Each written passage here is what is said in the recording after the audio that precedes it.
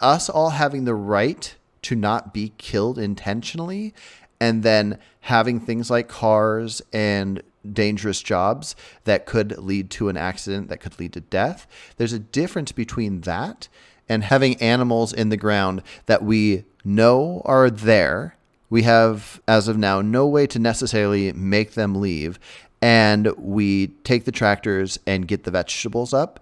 We are not giving them a right to life. We are not giving them the legal right that we are giving the drivers and the people working the dangerous jobs. They don't know that we are about to kill them, and they aren't agreeing to that risk.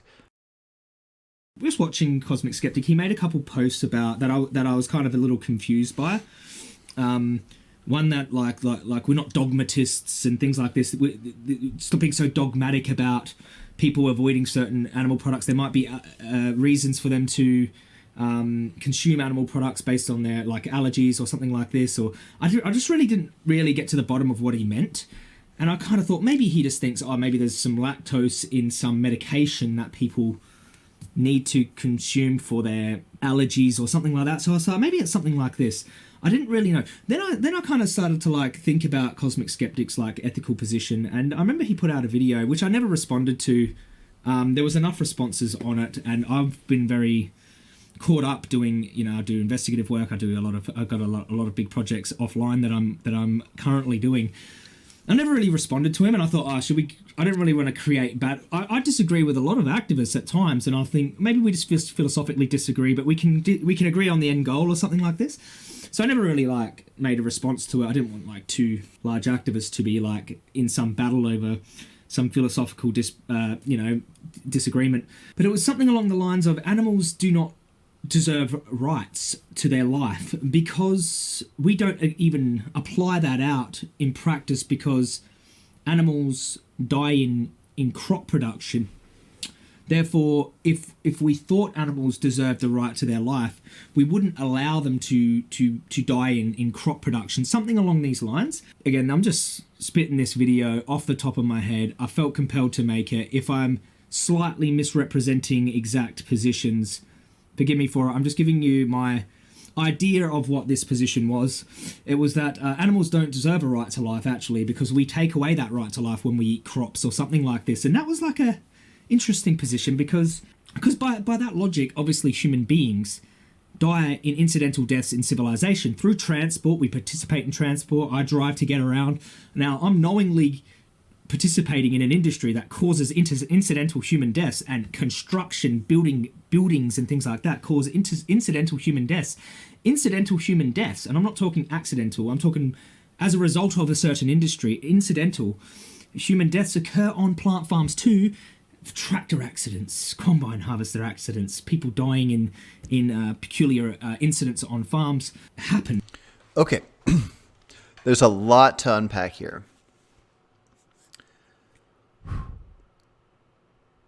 All right, so first of all, I want to point out that I'm vegan. I do not consume any animal products. Rights are complicated. So you have a couple ideas of rights. You have natural rights or legal rights. So natural rights would be the idea somebody or something is born with a right. You're just naturally born with this right to live, this right to whatever rights you want to come up with. And then you have legal rights. So you are given a right in your society by what the law offers. So if you're in a society where it's illegal to kill somebody, then you have a right to life in the sense that somebody cannot kill you. If you have a right to not be punched, you have a right to not be punched. These are legal things. So to claim that something or someone has a right to life naturally, I find that unfounded. I do not get that idea because in nature, nobody cares. Now, if you have the ability to care, then you can care. So like me, I care if this animal over here dies, so I won't kill it. But in nature, if an animal wants to kill another animal, there's no natural like right to life for the zebra from the lion. Even if the lion is full and wants to kill the zebra for fun. Now, we could look at it and we could judge that however we want based on various different things, based on the lion's capabilities and whatnot. But I would say there's no example that could express that that zebra has a right to life. But same thing with humans. If I'm stuck on an island and I'm stuck there with another human and that human's starving and they decide to kill me to eat me or something, nature didn't give me a right to life. So I think rights are a thing that we come up with and that we make a legal thing. We make it legal that we can't kill each other, but we could also make it legal that we can't kill animals. We are giving them a legal right. I've never been convinced on this idea of natural rights. So I think what Alex is referring to is a legal right. So we humans do not allow actions that kill against someone's will. So the example that you gave about driving or work incidents, we all know the possibility of dying in a car wreck. So we decide, are we going to get in the car and take this risk? And then we go do it. A job. We know that jobs could have this issue. We know people have worked on the job site. We might say that we want more regulations to make sure everyone is aware of it, so that way everyone can take that risk if they want. But there's a difference between us all having the right to not be killed intentionally and then having things like cars and dangerous jobs that could lead to an accident, that could lead to death. There's a difference between that and having animals in the ground that we know are there. We have, as of now, no way to necessarily make them leave, and we take the tractors and get the vegetables up. We are not giving them a right to life. We are not giving them the legal right that we are giving the drivers and the people working the dangerous jobs. They don't know that we are about to kill them, and they aren't agreeing to that risk. So I think what Alex is saying here is that we vegans that are eating vegetables, we aren't giving them the right to life. Now, the question might be, should they have the right to life? If we gave animals the right to life, if we as individuals decided, so not even legal, but like personal giving, granting a right from ourselves. So me individually, I am going to give every animal out there the right to life, as in for me to not kill it. If I eat food that animals died in the process of making, I am not giving them the right to life. If I wanted to give all animals the right to life, then every action I take, everything I do, as long as I have the knowledge of it, I would not be doing anything that involved intentionally killing an animal. Now, I think it's different to consider the accident of an animal dying in a field as intentional, but it is intentional in a sense of if we know it's going to happen every time and we still do it. Now, in the future, we might create cool things where there's machines that have noises that scare all animals out of an area with a certain radius, and then we can do our farming, and then we take that sound away, animals come back and do their thing. But for now, without having that, we have to pick and choose what we're going to do, what causes the least amount of harm, and this kind of thing.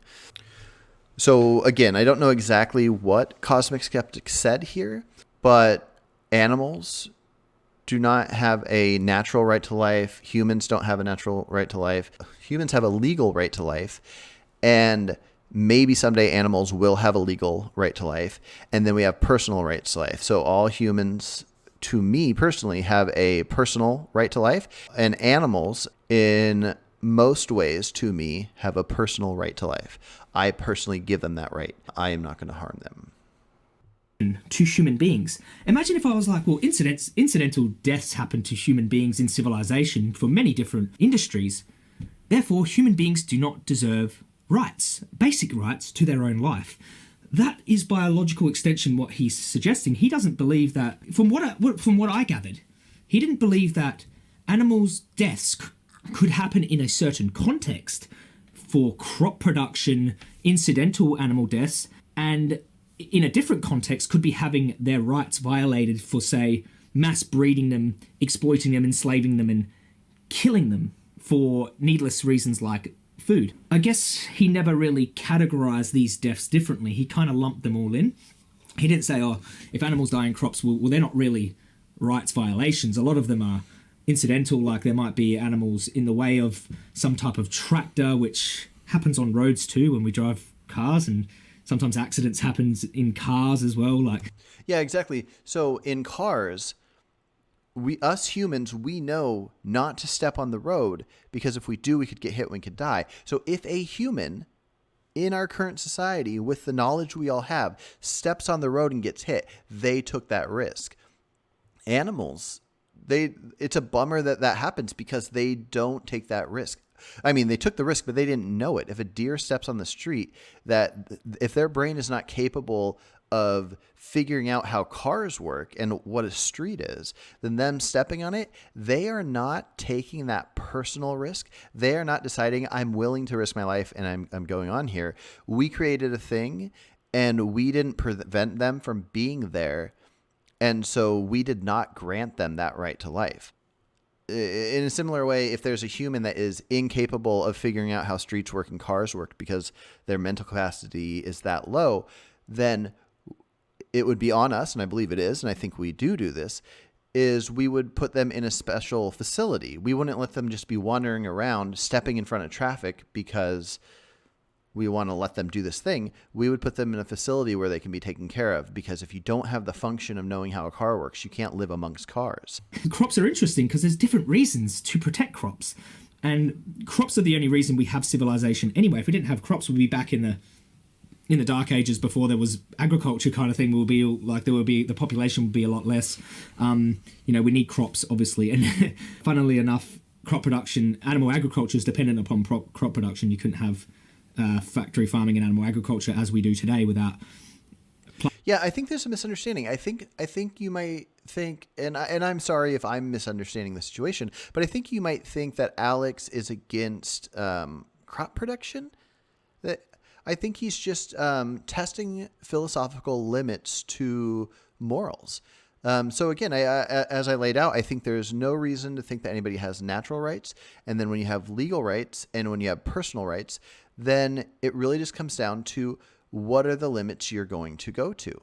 If there are important things we should eat that grow in the ground, which there are, then maybe we have to risk killing things on accident to eat those things. But we do not risk that with humans. So I think Alex is just trying to test your limits and to figure out what works. He's not saying that we should not harvest food because it brings harm and suffering. He's saying, are we really giving them rights? And we are not. Plant agriculture. So interestingly enough, a lot of plants are cultivated to feed to the animals anyway. But saving that, plant agriculture, there are deaths that occur in plant agriculture, and often it's to protect crops. The crops are being protected from insects and animals, and so therefore there's some competing rights happening here. Do we allow animals and insects to just plow through human crops, or do we say, wait a second, you're right, the animals' rights aren't technically being violated in these categories because we have to protect human food production. And that's right. Everything's survival of the fittest. So if we did not have a society and create the things we've created to make it easier for us to protect animals, if we were just out in the wild trying to survive, then it would be a whole different story. We would be stopping anything from harming our ability to survive.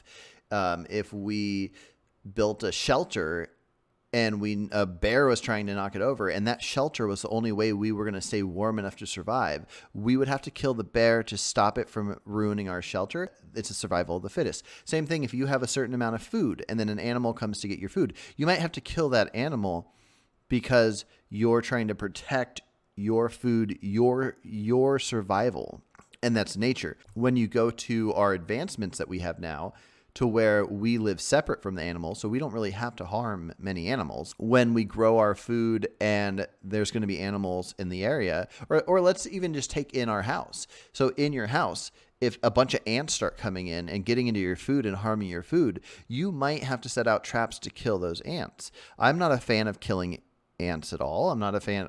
I see a worm on the sidewalk when it's raining, and I know it's stuck there and it's going to die if I don't move it. I pick up a worm and I put it in the dirt. But if I'm working in my garden and there's a risk of my shovel going through a worm or me stepping on ants, I can't not take that risk. So, so yes, there is give and take, and there's various things we got to do because we are doing what we have to do to survive. I also have this theory that if you have rodents living under your house, I mean, it's best to do everything possible to do to just get them out without harming them. But if they're chewing up your foundation, that is your shelter. Killing them is a way to survive. It's a way to it's a self-defense in a sense. I might be convinced otherwise, but I like challenging myself to these various different philosophical ideas when it comes to animals, and I think Cosmic Skeptic likes to do the same thing. When we grab a bunch of mother pigs and we impregnate them, we take piglets from the mothers and we fatten those piglets up to put in a gas chamber. We can categorize those deaths as animal rights violations. There's an obvious moral. You can consider that animal rights violation, but also knowing that there's animals in the ground when you till up food, that's also animal rights violation if you're killing them. Now, one's an accident, so that's a huge difference. It's definitely way worse to kill the pigs because that's not an accident. And one is in the process of getting food that isn't the animals, so that's another huge difference. But if you're just talking about their actual rights, if you're giving something the same rights in the sense that you give humans, you're not. You got two different cases where doing these things are taking away their rights you might want to afford them. So I guess I don't use the word rights when I'm referring to animals. I view it as a moral situation. I view it as my moral philosophy is that I don't want to cause suffering to anything that can suffer. So when animals can suffer, if there's no need for it, then I don't want it to happen. I don't think any humans need to eat pigs to survive. So breeding pigs, fattening pigs up and killing them is not good. I don't think it's good at any of the levels where they can suffer. I don't think it's good. I don't think we should be able to do that. So since I think that rights are a legal thing, I do like the idea of us having legal protections for animals. So in that moment, those would be rights that are given. And I would definitely want to end eating animals and making it illegal to eat animals. That could be a right that they now have that is legal that I'd want. And I would want that way more than I'd want the rights for the animals in the field that are dying from harvesting vegetables. But it doesn't mean that we overall are giving them rights. So the challenge that Alex is bringing up is still there. It's still there. It doesn't change anything necessarily. Alex doesn't want this farming of animals to happen. And he, especially factory farms, but probably for the most part, almost any kind of harm happening to animals. And he doesn't not want to harvest vegetables. He's just showing that it's not the same as humans.